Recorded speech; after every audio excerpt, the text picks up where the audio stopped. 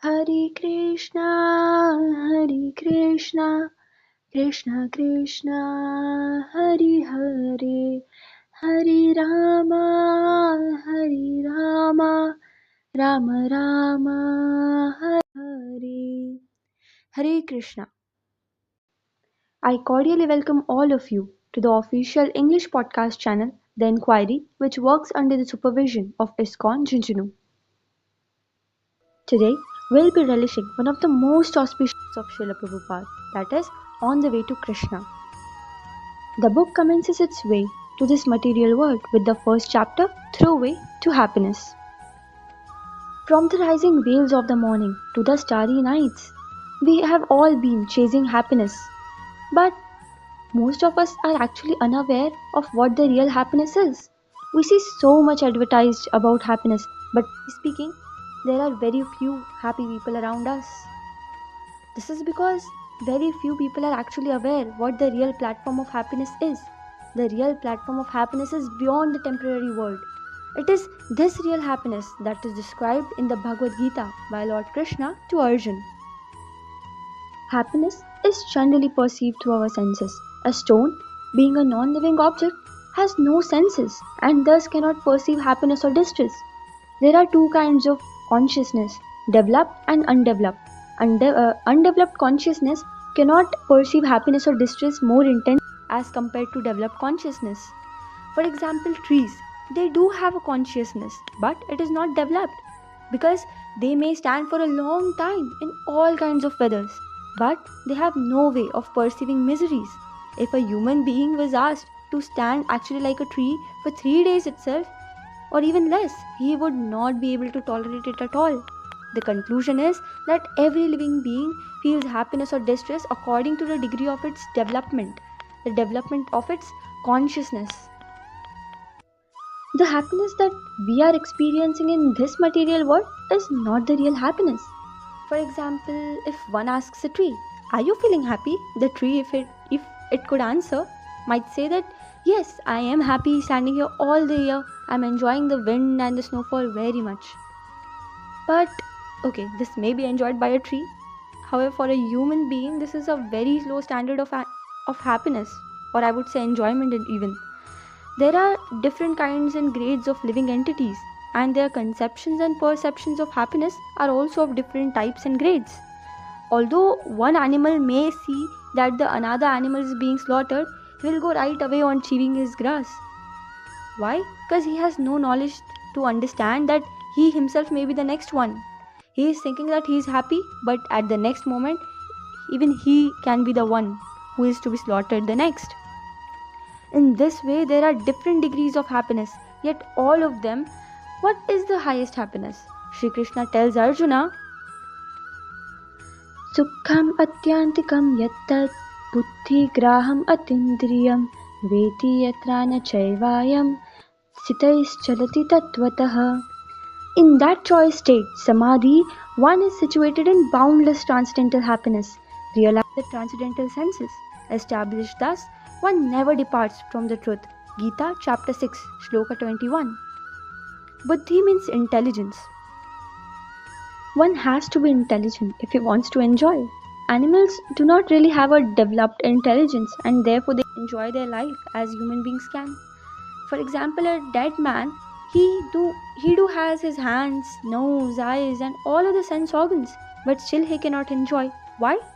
Because the enjoying energy, that spiritual spark has left him, and therefore the body has now no power. If one further looks into the matter with little intelligence, he can understand that it was not the body that was enjoying at all, but that small spiritual spark that was within. That was the enjoying potency. Although one may think that he is enjoying by the bodily sense organs, the real enjoy is that spiritual spark. Although we may not be aware of it, but it is actually impossible for the body to experience enjoyment without the presence of that spiritual spark. For example, if a man is offered the dead body of a beautiful woman, will he accept it? No, because the spiritual spark has left already. Not only was it enjoying within the body, but it was also maintaining the body. When that spark leaves, the body simply deteriorates. It has no meaning. It becomes lifeless. It follows that if spirit is enjoying, it must have its senses also. Otherwise, how can it enjoy? The Vedas confirm that the spirit soul, although atomic in size, is the actual enjoying agent. However, it is just not possible for us to measure the soul. But this doesn't mean that it doesn't have any measurement. An object may seem to us to be no bigger than a point, but it too have length and width. It too has its own dimensions. Thus, we can say that soul has also its own dimensions, and the thing is that we can't perceive it. For example, when we buy a suit or dress, it is meant to fit the body. Similarly, spiritual spark also has a form. Otherwise, how is it that the material body has grown to accommodate it? The conclusion is that the spiritual spark is not impersonal. It is an actual person. God is an actual person, and the spiritual spark, being that fragmental part of him, is also a person. It is similar to the situation that if a father has a personality and individuality, that implies that son also has them. And for example, if the son has them, implies that father too has them. So how can we, being sons of God, assert our personality and individuality and at the same time deny them to our Father, the Supreme Lord? Atindriyam, that we have to transcend to these material senses before we can appreciate the real happiness. Ramante yogino nante satyananda chidatmani. The yogis who are aspiring after spiritual life are also tasting enjoyment by focusing on the super soul within. If there is no pleasure, if there is no enjoyment, why would even yogis take so much trouble? What kind of pleasure are they acquiring out of these troubles? What are they actually relishing? Why are they taking so much difficulties and hardships just to control these senses? The fact is that the pleasure they actually extract is ananta, that is endless. How is this? Because the spirit soul is eternal, the Supreme Lord is eternal, and therefore the reciprocation of their loving exchange is eternal. One who is actually intelligent will refrain himself from all those flickering sensual enjoyments of this material body and fix his enjoyment in spiritual life. His participation in the spiritual life with Supreme Lord is called Rasa Leela. We have often heard of Krishna's Rasa Leela with the cowherd girls in Vrindavana. That is not like ordinary exchanges that takes place generally between these material bodies. Rather, it is an exchange of feelings through their spiritual bodies. Has to be somewhat intelligent to understand this. For a foolish man who cannot understand what real happiness is, seeks happiness in this material world. For example, if there is a man who doesn't know how a sugar cane tastes and is simply told that it is very sweet to chew, so he may ask, oh, how does it look like? And someone answers that it just looks like a bamboo rod. And so the foolish man started to chew all kinds of bamboo rods. How can he begin to experience the sweetness of sugar cane then? Similarly, we are trying to acquire happiness and pleasure, but we are trying for them by achieving this material body. Therefore, there is neither happiness nor pleasure. For time being, there may be some kind of a very little feeling of pleasure, but that's not the actual pleasure, for it is temporary. It's like that show of lightning which may see flashing in the sky. That may momentarily seem like lightning, but the real lightning is way more beyond that. Because a person doesn't really know what happiness is, he simply deviates away from it. The process of establishing oneself in real happiness is this process of Krishna consciousness. By Krishna consciousness, we can gradually develop our real intelligence and naturally enjoy relishing the spiritual happiness as we make the spiritual advancement. And as we begin to relish this spiritual happiness, we proportionately abandon all the material happiness. And as we make progress in understanding the absolute truth, we naturally become detached from this false happiness.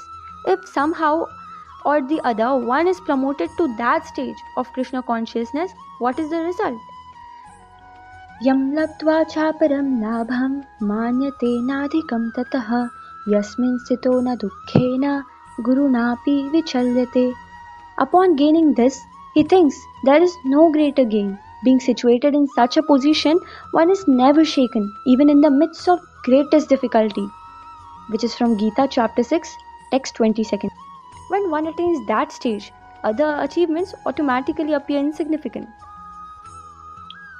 In this material world, we are trying to chase so many things: riches, women, fame, beauty, knowledge.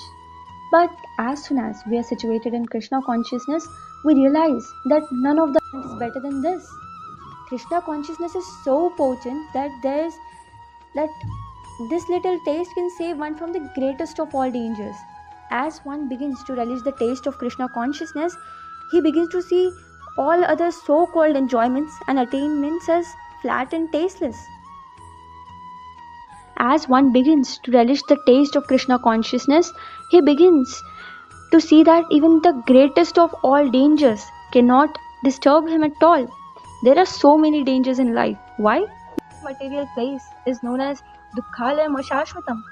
But what we do is we generally tend to close our eyes because we are so foolish and we just simply try to adjust with these dangers. We may have many dangers and many dangerous moments even today, even currently you must be facing some of them. But whenever we train ourselves with Krishna consciousness, we prepare ourselves to go home, to back to Godhead. We'll not care for all other dangers. Our attitude will become then that dangers simply come and go, and so let them happen. It is very difficult to make such kind of adjustment as long as one is on the material platform and is identifying himself with this gross material body. And this gross material body is simply composed of these perishable elements. But as one advances more and more in Krishna consciousness, the more he becomes free from all those bodily designations and also this material entanglement. In Srimad Bhagavatam, the material world is compared to a great ocean. Within this material universes, there are millions and billions of planets floating in the space. And we can just simply imagine how many Atlantic and Pacific oceans are there. In fact, the whole material universe can be compared to a great ocean of misery, an ocean of birth and death. In order to cross this ocean of a boat is needed, a really strong boat is needed, and that strong boat will be the lotus feet of Krishna. We should immediately get aboard on that boat. We should not hesitate, thinking that Krishna's feet are very small. Come on, the whole universe is simply resting on his leg. For one who takes shelters of his lotus feet, it is said that the material universe is no more significant than a puddle of water found in the impressions of a calf's hoof print. There is certainly no difficulty in crossing over such a small puddle. Tam vyat dukkha samyoga viyogam yoga samjitam.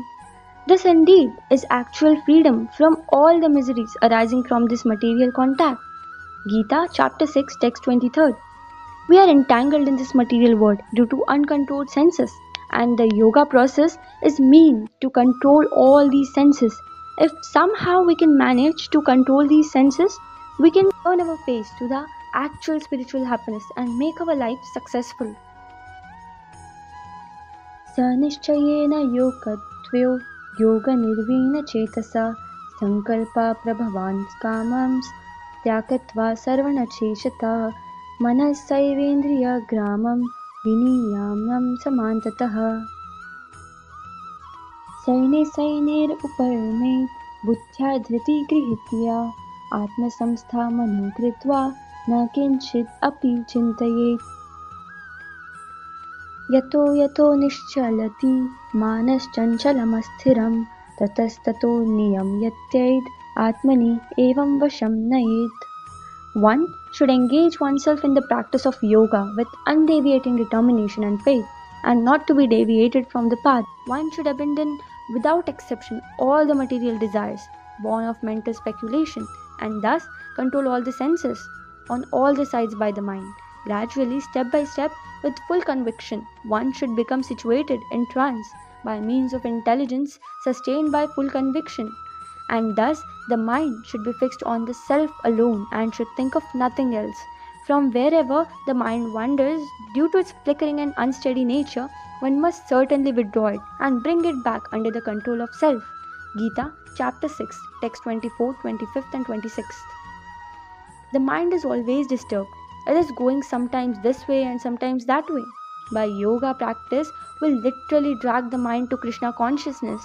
The mind strays from Krishna consciousness to so many exterior objects because from time immemorial, life after life, that has been our practice. Due to this, there may be a great difficulty in the beginning when one tries to fix his mind in Krishna consciousness, but with time, these difficulties can all be overcome. It is because the mind is agitated and not fixed on Krishna, it goes from one thought to another. For instance, when we are engaged in work, memories of events that happened 10, 20 or even 40 years ago may suddenly come to our mind for no apparent reason. These thoughts come to us from our subconscious. This is because the waves rising and thus minds become agitated. And if we agitate a lake or a pond, all the mud that was earlier settled to the bottom comes to the surface. And similarly, the case goes with mind. It is agitated with so many thoughts that rise from the subconscious that had been stored over years there. And if we do not disturb the pond, the mud will settle automatically to the bottom. This yoga process does. This means the yoga process is actually meant to quiet the mind and allow all these thoughts to settle. For this reason, there are so many rules and regulations to follow in order to keep the mind from becoming agitated. If we follow the rules and regulations, gradually the mind will come under control. And there are so many do's and don'ts. And if one is serious about training the mind, he has to follow them. If one acts whimsically, what is the possibility of mind being controlled? When the mind is finally trained to the point where it will think nothing but of Krishna, it will attain peace and will become very tranquil. Prasannata manasam hinam yoginam sukhamuttamam upayati santarajasam brahma bhute akalmasam. The yogi whose mind is fixed on me verily attains the highest perfection of transcendental happiness. He is beyond the mode of passion. He realizes his creative identity with the Supreme Lord and thus is freed from all the reactions to the past deeds. Gita chapter 6 text 27. The mind is always conculcating objects for happiness. I am always thinking, this will make me happy or that will make me happy. Happiness is here or happiness is there. In this way, mind is taking us anywhere and everywhere. And it is as though we are riding a chariot behind an unbridled horse. We have no power over where we are going, but we can only sit in horror and watch helplessly. As soon as the mind is engaged in the process of Krishna consciousness, specifically by chanting Hare Krishna, Krishna Krishna, Hare Hare, Hare Rama, Rama Rama, Hare Hare, then the wild horses of the mind will gradually come under the control. We must engage in Krishna's service every moment of our life in order to keep the restless and turbulent mind from dragging us from one object to the another in vain search of happiness in this temporary material world. Yujjant evam sadatmanam yogi vigata kalmasaha sukhena brahma samsparsam atyantam sukhamasnute. Thus, the self-controlled yogi constantly engaged in practice becomes free from all the material contamination and achieves the highest state of perfection and happiness in transcendental loving service to the God. Gita chapter 6 text 28. Krishna serves as patron for one who is devoted to him. When one is in difficulty, his patron saves him. As stated in the Bhagavad Gita, Krishna is the real friend of every living entity and we have to revive our friendship with him. The method of reviving this friendship is the process of Krishna consciousness. By practice of Krishna consciousness, the mundane passionate hankering will completely stop. This passionate hankering keeps us divorced from Krishna. Krishna is within us and is waiting for us to turn to him. But we are too busy passionately eating the fruits of the tree of material desires. The passionate compulsion to enjoy these fruits must stop and we must situate ourselves in our real identity as Brahman, the spirit soul, the pure spirit. Today we'll be concluding our session here itself. Stay tuned and we'll be meeting on next Saturday at the same. Hare Krishna. Jai Jai Prabhupada, Prabhupada, Prabhupada, Jai Jai Prabhupada.